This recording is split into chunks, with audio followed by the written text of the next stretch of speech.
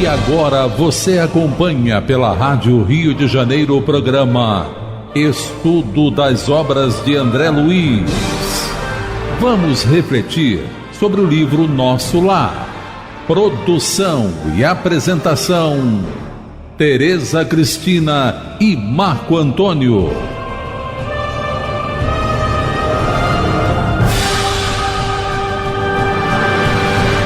Amigos ouvintes da emissora da Fraternidade, Rádio Rio de Janeiro, novamente estamos aqui para darmos continuidade ao estudo da vida no mundo espiritual através da obra Nosso Lar. Obra que foi ditada pelo Espírito André Luiz e que foi psicografada por Francisco Cândido Xavier. Olá, caros ouvintes da Rádio Rio de Janeiro. Vamos começar o nosso estudo. Estamos começando o capítulo 49, Regressando a Casa. No último programa, nós começamos a analisar as primeiras impressões de André Luiz quando ele é trazido à crosta da terra, né? Quando ele é trazido à sua cidade, e pelo que acreditamos ser ele, Dr. Carlos Chagas, morava no Rio de Janeiro. Tanto que ele fala do mar, ele fala das árvores do bairro dele, e nós comentávamos que ele, apesar de ter visto a dona Laura com uma grande preocupação por conta da reencarnação nova dela, né, que é o que vai acontecer com todos nós lemos a pergunta do Livro dos Espíritos 340, que realmente, ao nosso nível evolutivo, é aquilo, como Kardec também coloca nessa resposta, um comentário dessa resposta, que é uma viagem que a gente foi programado, mas a gente não sabe o que vai acontecer, como é que a gente vai se portar durante a viagem. Então, ele notou que ela realmente estava com um semblante, né, extremamente preocupado, mas ele estava no foco da família, né? O interesse pessoal dele estava falando mais alto. E ele aí já não sabia nem quem estava do lado dele. Que ele já chegou lá no bairro dele, lá onde ele morava, né? Então veio toda as lembranças armazenadas lá no coração dele, subiram à tona, e ele está, né, muito ansioso, maravilhado, contente, como ele mesmo disse no final do outro capítulo, ele ria e chorava de tanta emoção com o que vai acontecer, né? Com o que ele espera que aconteça, porque o nosso grande problema, eu acho, um dos nossos, né? Porque a gente tem muito. Um dos nossos grandes problemas é a gente ter expectativas. E principalmente no comportamento do outro. Você ter perspectivas em você mesmo é muito válido, não é? É autoconfiança, não é? É você, é o trabalho, você focar no teu... Perspectiva, não é certeza. Então, mas mesmo assim, você está botando expectativas em você. Você pode contar com você. Agora, quando você coloca no outro, geralmente dá errado, dá ruim, como se fala. Porque o outro tem um pensamento diferente do seu, tem um comportamento diferente do seu, tem as companhias espirituais, às vezes, diferentes das suas. Então, a gente coloca expectativas no outro, é o que ele está achando, coitado. Ele está achando que a mulher está com a mesma saudade dele. E a gente vai ver aqui que, infelizmente... Não é? Não é bem assim. Não é bem assim, não. É muito diferente. A gente vai ver que a fila andou. A fila andou, né? Então vamos lá. Começar a leitura. A partir do terceiro... Só que nós comentamos também, cada caso é um caso. Não nos esqueçamos disso. Cada caso é um caso. Terceiro parágrafo do capítulo 49. Clarencio abraçou-me e falou: você tem uma semana ao seu dispor. Passarei aqui diariamente para revê-lo, atento aos cuidados que devo consagrar aos problemas da reencarnação de nossa irmã. Se quiser ir a nosso lar, aproveitará minha companhia. Passe bem, André. Então, o que ele falou para ela? Olha, André, você tem uma semana e todo dia eu vou passar aqui para te ver. E se você quiser dar um pulinho nosso lar comigo, você vai e depois volta, né? É isso que que o Clarencio, porque a gente vê aqui que a Dona Laura, a reencarnação dela, como a reencarnação do Segismundo, ela é uma reencarnação, vamos dizer assim, assistida por benfeitores. Vão ter, mesma coisa que acontece lá no capítulo 13 do livro Missionário da Luz. Tem espíritos construtores, e o Clarencio é um deles, no caso da Dona Laura. Todo mundo. Ele vai ajudar a reencarnação dela. A gente esclarecer um pouco. Todo mundo, todos nós, é claro, somos assistidos, né? Ninguém está jogado ao léu. Mas há reencarnações mais bem assistidas. É o caso aqui que a gente cita aqui do Segismundo, do livro Missionários da Luz. Porque o reencarnante lá, ele fez por merecer. É diferente. Então, a assistência e tudo. Então, o preparo de um é diferente do preparo de outro. É a mesma coisa que a gente pegar um estudante que não quer estudar aquilo e tentar preparar ele para alguma coisa. Ele não quer, fica mais difícil, né? Ele é mais rebelde. O outro que é mais interessado, o outro que é muito interessado. Quer dizer, muda o preparo de cada um. É a mesma coisa, fazendo uma analogia com a preparação. Então, assistidos, todos nós somos. Agora, mais assistidos do que outros é no sentido do merecimento do espírito reencarnante. No caso aqui, o André Luiz, ele não é espírito reencarnante, mas ele é um trabalhador, como a gente está sempre reiterando aqui. Obediente, trabalhador, né, sério, leva a sério o seu trabalho, ficou mais de um ano sem ficar se lamuriando por estar longe da família. Com saudade, é claro. Tanto é saudade que ele chorou e riu ao mesmo tempo aqui quando recebeu a notícia que ia voltar a ver a família. Mas ele não ficou se lamuriando, ele trabalhou. E ao mesmo tempo que ele recebeu a notícia, ele da permissão para viver a família, ele automaticamente se preocupou com o trabalho dele. Olha só o que é isso, é responsabilidade. Então, esse se faz por merecer. Por isso que o Clarencio está dizendo, passaria aqui diariamente para rever você. Você tem uma semana, né? Ver o que você vai fazer. E o que você vai aprontar. Né? Vamos lá. Passe bem, André. Último adeus, não é? Último adeus a dedicada mãe de Lísias, e me vi só, respirando o ar de outros tempos, a longos austos. Tereza, eu queria fazer uma observação. Porque às vezes o leitor pode estranhar, né? Como a gente estranhou quando leu o nosso lar em várias situações. Me vi só respirando o ar de outros tempos a longos austos. Ele vai falar aqui... não, vamos ler mais um pouquinho, que ele vai falar das sensações dele, né? Isso. Mais um pouquinho. Eu só queria... Eu estava aqui tentando procurar, antes dele falar das emoções dele. Ele, quando está vindo nessa viagem com Clarencio e com a Dona Laura, ele não vê espíritos. Ele só está ali no foco dele. Uma das causas é essa, ele não vê os espíritos. Até porque a gente vai ver no livro Os Mensageiros que quando ele vem na crosta, que é o segundo livro da série, que se Deus quiser nós estudaremos daqui a pouco, quando ele vem na crosta, na casa da Dona Isabel, para o culto, ele vê os espíritos.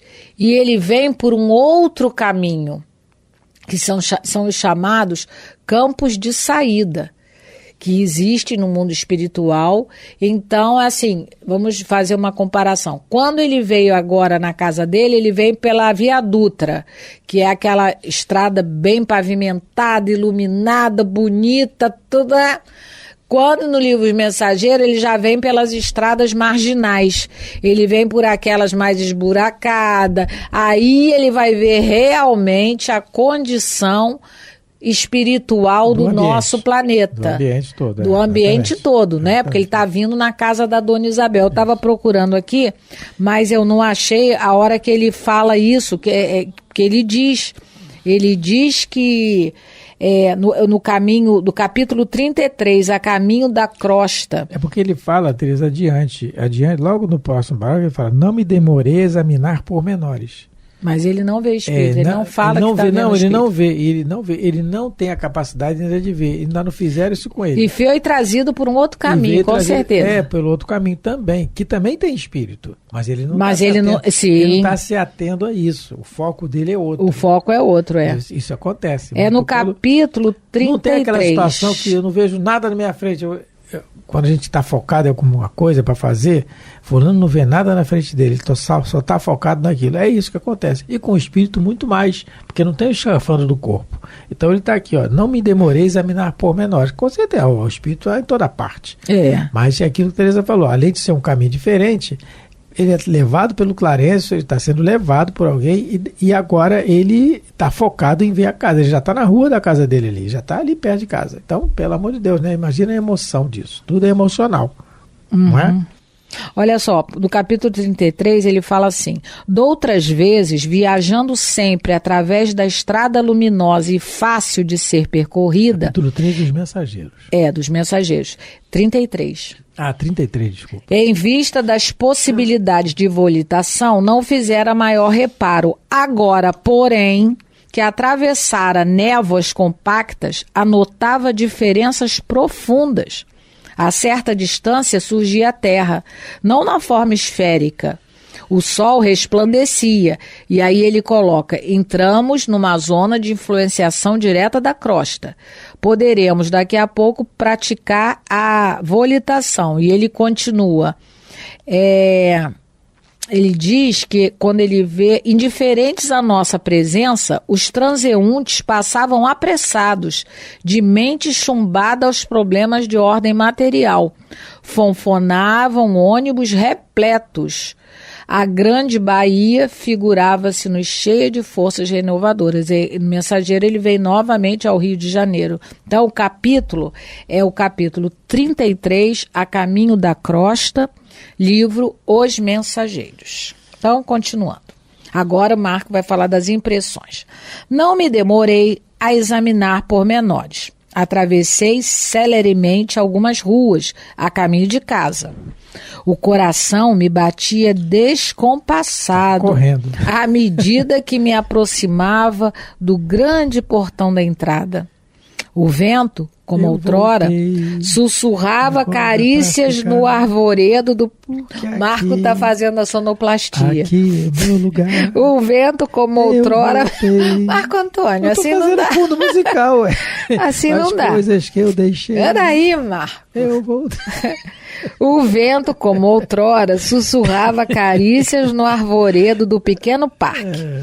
Desabrochavam azaleias e rosas, saudando a luz primaveril. Em frente ao pórtico, ostentava-se garbosa palmeira que com Zélia eu havia plantado no primeiro aniversário de casamento. Oh, meu Deus do céu, ele viu logo aquele símbolo, né, da união dos dois, logo que eles plantaram, no primeiro ano de casamento, plantaram no jardim a palmeira. Coitado. Tinha aquela música, vocês lembram da música do Roberto Carlos, que é mais antigo, né? Eu voltei, agora é pra ficar. Coitado, ele achou, né? Achou. Então, antes da gente continuar, porque o próximo parágrafo que é o bom da história, ele está falando aqui, o vento outrora sussurrava, como outrora sussurrava carícias no arvoredo do pequeno parque. Então ele está emocionado, ele está sentindo todo aquele ambiente. No livro, na Revista Espírita, de dezembro de 1858, Allan Kardec coloca um título assim, Sensações dos Espíritos. E ele coloca um caso de um espírito, relatado, de um espírito que compareceu a uma reunião, e nessa reunião tinha um fogo, assim, porque estava inverno, não devia ser... É isso mesmo, está aqui, era inverno, e estava todo mundo perto do fogo. E o espírito vem, se manifesta, pedindo para se aquecer perto do fogo. E aí Kardec pergunta a São Luís, como é que pode? O espírito tinha a sensação do corpo frio? Aí o São Luís responde, pode representar o sofrimento, ou não dos espíritos, sensações pelos sofrimentos morais, sensações morais. Então, tudo é questão moral, tudo é questão do sentimento, que ele está dizendo aqui. Então, aqui na Revista Espírita tem esse exemplo muito bom, que o espírito estava com frio. Ele estava sentindo frio e estava ali se aquecendo. Então, No André Luiz, ele está sentindo aqui o sussurro do vento, aquela emoção. É a emoção, é o interior dele que está sentindo. Quando a Teresa relatou livros mensageiros, tem espíritos, por exemplo, relatados lá, que quando está chovendo, eles vão para debaixo da marquise para não se molhar. Entendeu? Por exemplo. Tão materializados ainda. E o André Luiz, ele está, de uma certa forma, ainda materializado. A emoção, tanto que ele vai acontecer agora aqui o que a gente vai ver. Tal a emoção dele do que ele vai encontrar, não é? Então, esse trânsito que a gente vê do mundo espiritual para a crosta da Terra, né? Vamos usar a crosta como o lugar dos encarnados. Ele só é facilitado para com os espíritos que estão em colônias, habitando colônias bem próximas da Terra. Porque tem espírito que não consegue nem mandar o pensamento para o médium. Né, o exemplo que a gente tem disso é do Divaldo. Por que eu estou falando isso? Quando ele foi à França, ele foi na cidade de Lisieux conhecer, né, onde Teresinha de Jesus nasceu. Então ele foi lá e quando ele está lá orando, a Joana diz para ele que Teresinha quer mandar uma mensagem. Aí ele ficou assim, ela falou, não, mas eu vou servir de médium para ela, porque ela está numa faixa, né, ela habita uma região faixa vibratória na espiritualidade, né, tão superior que ela não tem como. Então, por que a veneranda, apesar de ter visitado Jesus nas esferas resplandecentes, a ministra veneranda de nosso lar, ela mora em nosso lar, né? Por quê? Porque ela espera ainda um grupo muito grande de espíritos para poder ajudar. Então, ela, né, de alguma maneira, ela se manifesta em nosso lar frequentemente. Então, por isso que todos os ministros de nosso lar, eles têm essa facilidade de vir ter conosco. Vêm para ajudar na reencarnação, né? A gente vê isso nos livros. Então, eles têm essa facilidade. Outros, então, eles não... O Asclépio já teria, para eles... o Asclépio, no livro Obreiros da Vida Eterna, é um espírito que, para se materializar em nosso lar, ele está desencarnado. Nosso lar é uma colônia já no final do umbral, né, numa região um pouquinho melhor, mas para se materializar lá, ele precisa de um globo cristalino, ele precisa de médiuns desencarnados para doar fluido para ele. Então, a gente vê que só os mais materializados, e com isso eles também têm as sensações e emoções como tinha quando encarnado. A gente, quando chega num lugar bonito, assim, ou que a gente gosta, a gente não faz a mesma coisa que o André Luiz?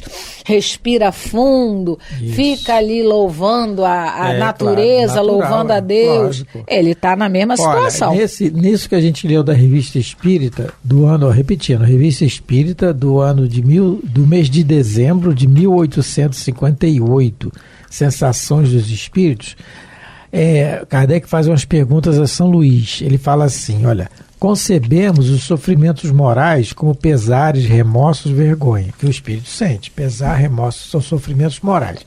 Mas calor e frio, dor física, não são efeitos morais. Experimentariam os espíritos tais sensações? Aí São Luís responde, tua alma sente frio? Não. Mas tem consciência da sensação que age sobre o corpo. Então, ela não sente como a gente sente, mas ela tem consciência que está frio e age sobre o corpo. E aí, na pergunta seguinte, que é legal, ele fala assim, dito isso, parece resultar que esse espírito de avarento não sentia um frio real, que é o espírito lá que pediu para ficar perto do fogo lá da coisa. Ele era avarento, mas isso não vem ao caso.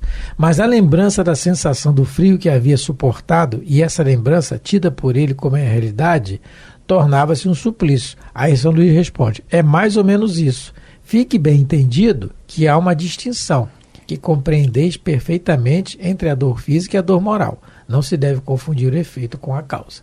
Então, o corpo é instrumento da dor, instrumento da sensação que nós temos. Mas o espírito, ele sente isso pelo efeito moral, a lembrança e tal. Isso ele sente a brisa, não é como a gente. Por isso que o André Luiz está relatando aqui, dizendo para a gente que o espírito tem essas sensações sim, não é?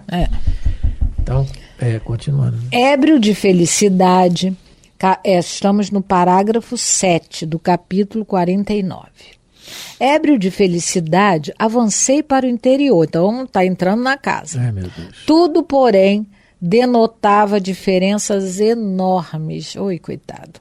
Onde estariam os velhos móveis de Jacarandá? Mulher já gosta de trocar de móvel. Ficou viúva, aí mesmo que ela resolveu mudar Deus, era tudo. Jacarandá, era bom. Era, mas cadê? Boa. Ela deu tudo. E o grande retrato, onde com a esposa e os filhinhos formávamos gracioso grupo. Cadê o retrato da família? Retrato, Ai, meu Deus. Alguma coisa me oprimia ansiosamente. Né? A gente sente quando alguma coisa não vai bem, não tem como, né? Ele tá morto, né, mas não tá morto. Ele tá vivo. Ele tá desencarnado. Ele tá desencarnado, mas não tá morto. Só tá sem corpo. Que teria acontecido? Comecei a cambalear de emoção. Já tá desmaiando. Ou tremendo. Tremendo. Tá tremendo, o negócio já tá... Dirigi-me à sala de jantar, onde vi a filhinha mais nova transformada em jovem casadora. E quase no mesmo instante vi Zélia, que saía do quarto, acompanhando um cavalheiro que me pareceu médico à primeira vista. Então, vamos continuar? Peraí que tem coisa... Bom, já tá... Falta 4 minutos. São as emoções, Mas né? São as emoções. Então, o interessante aqui é o primeiro que ele fala, olha, tudo diferenças enormes. Avancei para o interior. Ele entrou em casa. Ele entrou, não sei se a porta estava aberta. Tem um detalhe aqui. Ele conseguiu entrar em casa pela vontade dele. Ele conseguiu entrar. E isso aí é um detalhe. Kardec coloca isso no livro dos médiuns também. O espírito pode atravessar, dependendo da sua vontade. Tudo é relacionado à vontade. Né? Porque naquele livro, Quem Viu o Ghost, o moço ensinava ele, o moço do trem, né, o Patrick Swayze, quando desencarnado, ele queria aprender como movimentar as coisas aqui na Terra. E o moço ensina para ele, acho que é uma chapinha.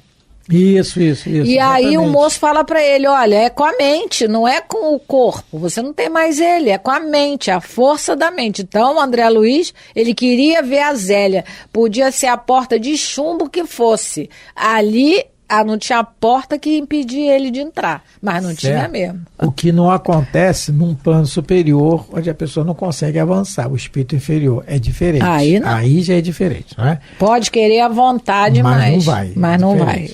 E aí ele vem. Então, esse parágrafo, a gente está terminando, mas ele é muito bom para a gente raciocinar assim, né? A gente precisa fazer um curso para se preparar para esta hora. Para isso que a André Luiz está fazendo. O grande curso nosso na vida... porque aqui está retratada a questão do egoísmo, bem exemplificada aqui. O egoísmo que a gente pensa que tudo é nosso, e não é. Nós não somos proprietários de nada. O que é nosso é o nosso pensamento. Conforme os espíritos responderam a Allan Kardec, esse não se pode pôr freios, é o nosso pensamento. Esse sim. Por isso que Jesus fala, nosso mestre, diz assim: vós podeis errar por pensamentos, por atos e por palavras. Porque às vezes eu sou tetraplégico, sou mudo, mas eu penso. Eu erro no pensamento. Então, é nisso aí. É isso que a gente tem que raciocinar diariamente nisso. De que nós temos que pensar o tempo todo que nós não somos proprietários de nada e de ninguém.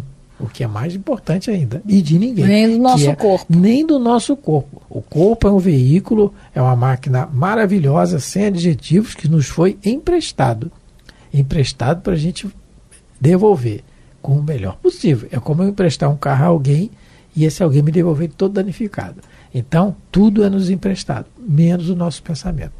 E estamos chegando mais um final, depois a gente comenta mais esse parágrafo do programa e esperamos que tenhamos contribuído para o raciocínio de alguns ouvintes. Fiquem com Deus. Muita paz a todos, Deus abençoe vossos lares, vossas vidas. Um abraço para os companheiros lá da nossa Casa Espírita, seu Jorge, Dona Rosária, seu Nilton. Não esquecendo que estudamos hoje o capítulo 49 do livro Nosso Lar. Isso mesmo. Um grande abraço a todos. A Rádio Rio de Janeiro apresentou o programa Estudo das Obras de André Luiz. Produção e apresentação: Tereza Cristina e Marco Antônio.